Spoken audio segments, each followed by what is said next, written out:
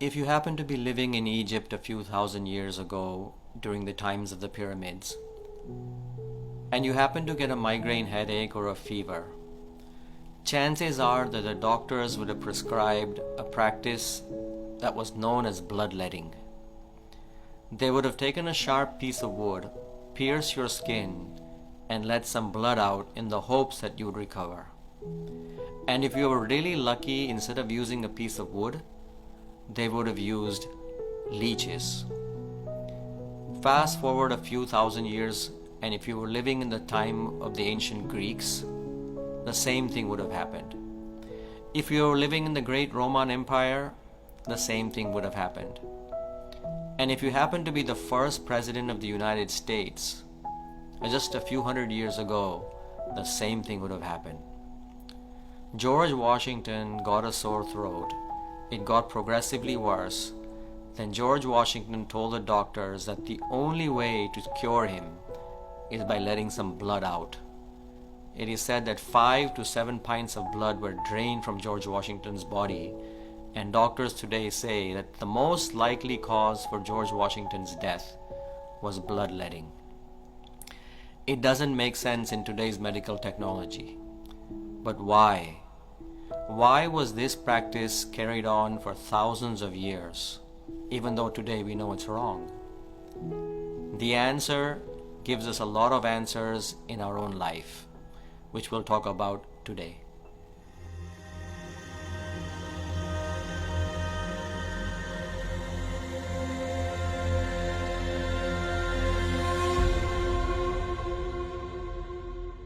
Shri Swaminarayan Bhagwan Jai, Akshar Purushottam Maharaj Jai, Gunatitanand Swami Maharaj Jai, Pramukh Swami Maharaj Jai, Mahant Swami Maharaj Jai. Bloodletting was a mistake because the model was the mistake. It was believed that the blood itself was the problem, but now we know that it is the disease in the blood that is the problem. Now we know that it's the bacteria and the virus that is in the blood that causes disease. The power of paradigms, the power of models. Have the right model and we can live a better life. Have the wrong model and life can become painful. If you happen to visit Swaminarayan Akshardham in New Delhi, the very first diorama in the exhibition depicts a very powerful model for life. It shows a half-carved man carving himself out of a piece of rock. The man is carving and chipping and chiseling away, trying to shape himself. He has a choice. He can leave himself as he is into a semblance of a man, or he can continue shaping it and smoothing the rough edges, so he becomes literally a work of art. He becomes so beautiful that even others can emulate him. The model shows that we are the stone, we are the chisels, and we are the sculptors, needing to shape our own lives into a work of art. If that is to be the model, then the question we must ask is, what are the tools of the trade? What are the chisels and the hammers we can use to shape our own lives into a work of art? The first tool we can use are paradigms. We already talked about the importance of paradigms, but models have a tremendous impact in all of life. For many thousands of years, mankind has been wondering, why do the stars move in the sky the way they do? And based on what was observed, man created a model of the universe based on observation. And the observation was pretty obvious, that we are still, the earth is still, and everything revolves around us. And so for thousands of years, people believed in the earth-centric model of the universe, that we are the center and the stars and the moon and the sun all revolve around us. But regardless of all the models that were created, there were a few stars that could not be explained, and their motions in the sky didn't follow the right model. And no matter how people tried to change the models, those stars could never be explained. Enter Copernicus in the 15th century, a Polish man. He made what is known to be the Copernican revolution of the model of the universe. He said that the best way to explain every single star in the sky is not by having the earth at the center of the universe, by changing the model and having the sun as the center of the universe. Change that model and every single star in the sky can be explained, and even the planets which we know today to be revolving around the sun could also be explained. The model changes everything. If we don't have the right model, then there'll be always some problems. The right model. What is the right model we should have for life? The first paradigm, the first model that Hinduism teaches us to think about is, who am I? Who are we really? Imagine a prince playing the role of a beggar. During the play, he plays his role very nicely. But then after the play, he continues to play the beggar. We would call him ignorant or a fool. You are actually a prince, but why are you continuing to play the role of a beggar in real life? Bhagwan Swaminarayan says in the Vachanamrut, in his discourses, that the greatest mistake we make in life and the greatest form of ignorance is not really looking at ourselves and our own self in depth. He says that ultimately the seer sees everything in the world, but the seer fails to see himself. And so Hinduism talks about one of the most important paradigms of life. Who are we? Hinduism says that in reality, what appears to be the body as what we are is not really what we are. In reality, we are the Atma, not the body. The body dies and the Atma is immortal. A totally different perspective from what we can observe in life. Why is this so important? Because first of all, it totally changes our perspective on life. If we are the body, then death is the end. But if we are not the body, then we better think about a longer term strategy. In Hinduism, there is a very beautiful story of a king by the name of King Bajan. A very wealthy king. In fact, it is said that 999 camels were used for his kitchen alone. And he was very happy. One day while his caravan was going through the desert, it just so happened that everything stopped. King Bajan got down from his camel and ultimately went to see what the problem was. Why did the caravan stop? He asked his soldiers that what's happened, why is the caravan not moving? The soldiers said that, King, Your Highness, it just so happens that a camel has died, and see, you can see the camel right here. King Bajan said to the soldiers that what is dead? The camel looks to be perfectly fine. It has 4 legs, it has eyes, it has a face. What's dead? Ultimately, the soldiers told the king, that Your Highness, the spirit has left its body and so it is no longer alive. King Bajan said that if that is the course of action for every single being on this earth, then what is the point of me being a king and continuing to live this kind of life? He ultimately realized the ultimate perspective of life, that it's not just about the body, it's about the spirit, who we really are. Secondly, the moment we change this perspective of the physical body is not being ourselves but the Atma being ourselves, it totally levels the playing field of life. Because in reality, the Atma is not rich or poor.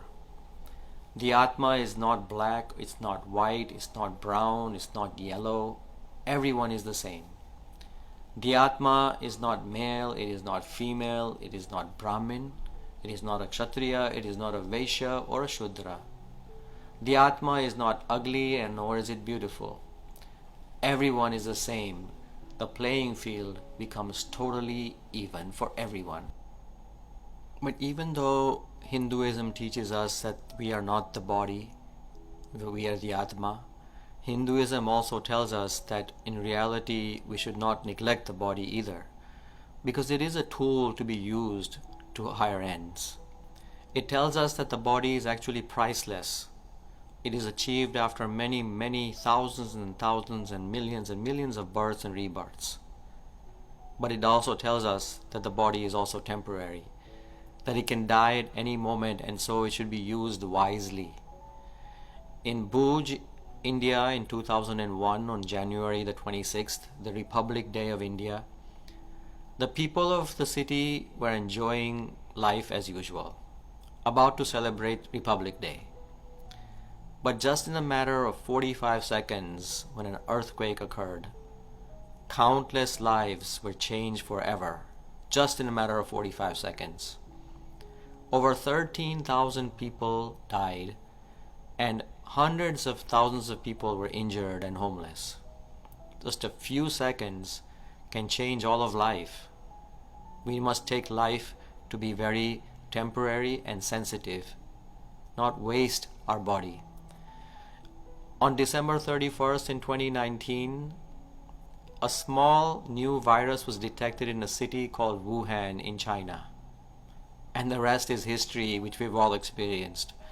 The whole world was changed, maybe forever, in just a matter of months.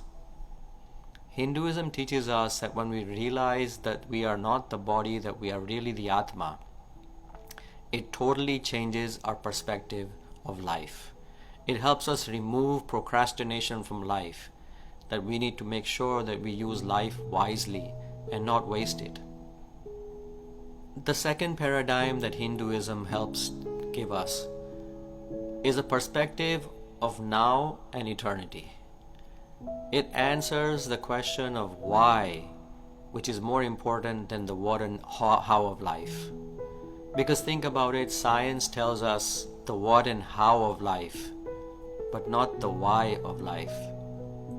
We know what the body is. We know about the brain, the heart, and the liver, and the kidneys. We know about the nervous system and the digestive system and all the systems of the body. We all know how the body works, and we know what it is.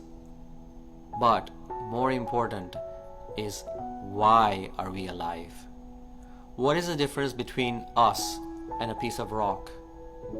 Hinduism tells us the big picture of life and what the purpose of life is by telling us about the 4 basic goals of life. The big perspective of life, that the goals of life are dharma, arth, kam, and moksha. It talks about arth being basically a goal of life, that earning money, arth meaning money, is necessary. Money is not the root of all evil. It is necessary for us to earn money, to live life. It also talks about kam to be a goal of life. Our desires and ambitions are okay to pursue in Hinduism. But it also qualifies arth and kam with the third goal of life, dharma. The previous 2, arth and kam, should be within the confines of dharma, within the confines of limitations and rules and disciplines. But then Hinduism tells us that it's not just about arth and kam and dharma. The 4th goal of life gives us the ultimate perspective of life, which we should not forget. That the real goal of life, the greater goal of life, is at the end we want to ultimately get moksha, to release ourselves from the cycle of births and deaths to which we've been bound for countless births in the past. It is the ultimate answer to the why of life, why we are alive. Because Hinduism tells us that it is better to think about the long term than just to think about the short term. Pujya Yogiji Maharaj used to tell a very beautiful story about a king. It just so happened that a king once died, and the new king that was put in his place was told that you can rule the kingdom, but there are 2 conditions. That you can only rule the kingdom for 5 years, after which you will have to be exiled into the forest. So the king ruled very nicely for 5 years. And when the 5 years were done and he was about to go into exile into forest, the whole kingdom was crying because the king had to go away into exile in the forest. But the king was actually very happy. Why was he smiling when the whole kingdom was frowning and crying? Because in reality, the king used those 5 years to build his palaces in the forest so that when he goes into exile into the forest, he could enjoy life very nicely in the forest. He thought about the future, not just about the present. Yogiji Maharaj used to tell us that this is the story of life. Think about the big picture of life, that the ultimate goal of life is moksha, not just about this life that we live today. It helps us prioritize our time and tells us what matters the most in life. Many times we live our life on a day-to-day basis, forgetting the big picture. But that big paradigm of life helps us shape our own lives and mold it in a better way. So we learn today that the paradigm is very important. Hinduism tells us the paradigm of the body and the Atma and who we are and why we are. But one important thing that we have to understand, that a paradigm is not enough. The map is not the territory. We need to also move in the territory. So what drives us forward? What gives us the energy?